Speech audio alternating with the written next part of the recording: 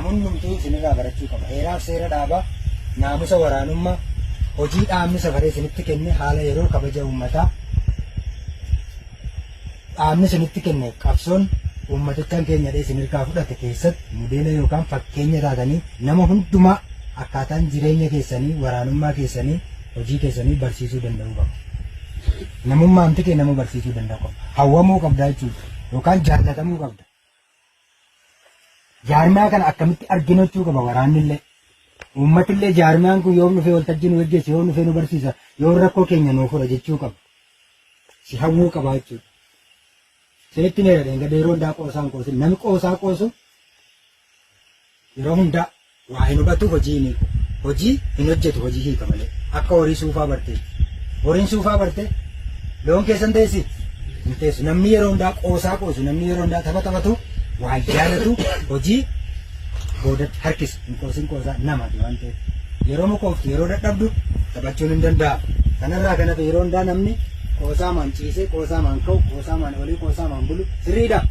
Sirrii miti.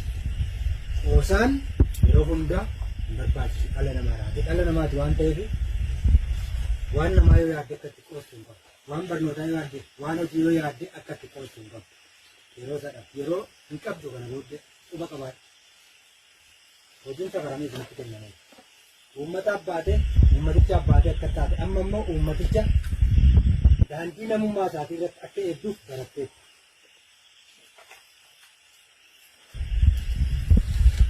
Akkaataatti uummata barsiisan immoo tajaajiltoota keessan hojii daldalummaa guutummaatti barataniiru. Walii wajjin isin immoo hojii naamusa waraanaa, hojii sana galmaan ga'u, naamusa siyaasaa barataniiru. Kanaaf uummatichi harka keessan irra jira. Uummata harka keessan irra jira jechuun qabsoo goolabuu dandeessu jechuudha. Qabeenya harka keessan irra jira. Wanti namaaf danda'amu hundi harka keessan irra jira jechuudha. Uummata harka keessan irra jira jechuudha.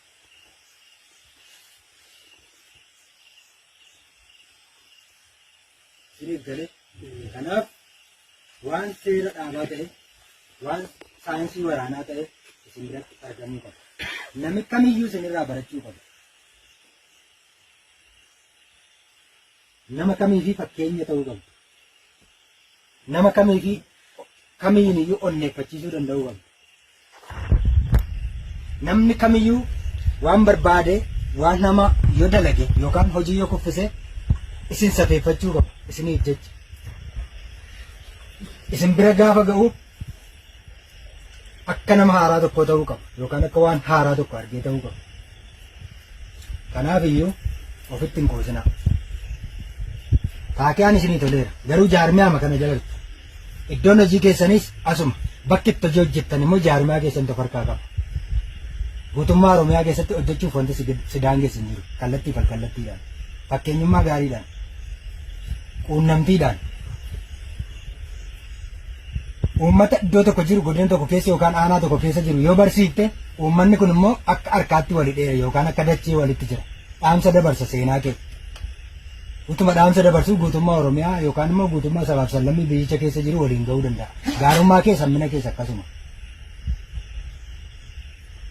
Kanaaf iyyuu hojiin safaramee isinitti kenname hojii abbaa kee, haadha kee dhiifama gaafattee isa badeef isa fuulduraatiif immoo ijaartee kallattii itti kennu.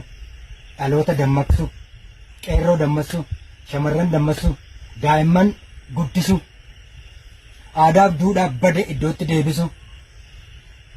Naamusa hojii deebisu, naamusa maatii deebisu, naamusa abbaaf haadhaa, naamusa maatii ijoollee fi warra aadaaf duudhaa Oromoo keessatti, seera uumaa keessatti isa dabe sirna ergifatamee dhufeen waan babbade hunda baadiyyaa Oromiyaa keessatti, magaalaa Oromiyaa keessatti akkaataa mijatutti deebisuudhaaf yeroo isaa sitti kennee jira, waaqa sitti kennee, dhaaba sitti kennee quba qabaadha.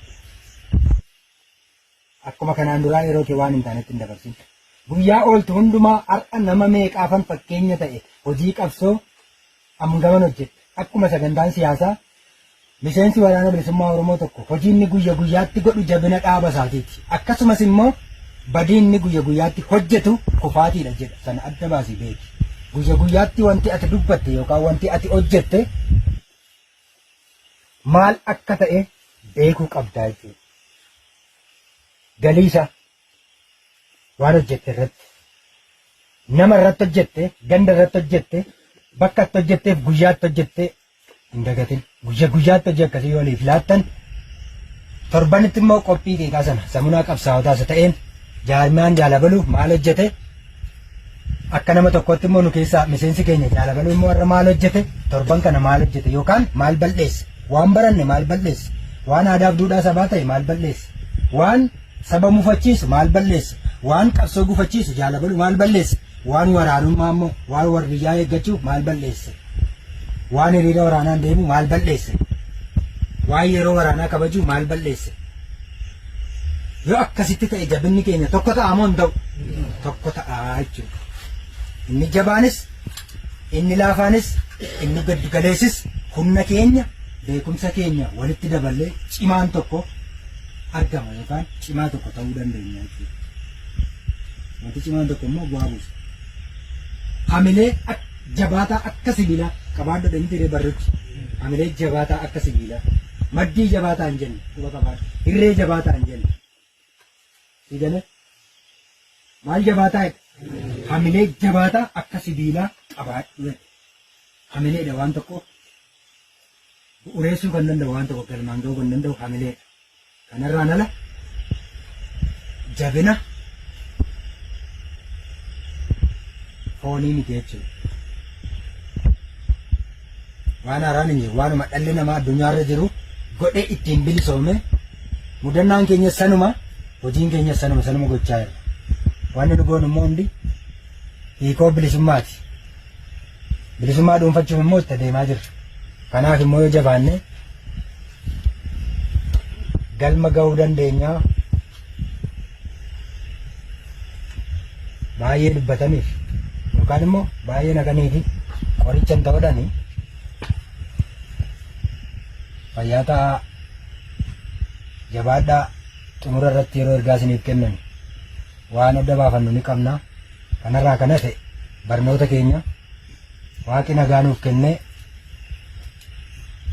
jaallan keenyas tika nuuf ta'anii waardiyyaa nuuf dhaabbatanii amma ammaatti uummanni keenya immoo biddeen toshee nuuf fidaa asitti abbaa faarii kee yookaan obbolaan kee qoraan falaxee battala irratti akka hin qorrineef shaayii akka ittiin danfifattuuf bishaan lagaa waraabee barnoota kana yookaan haaromsa kana akka nuuf fudhannu godhee galata qabaa.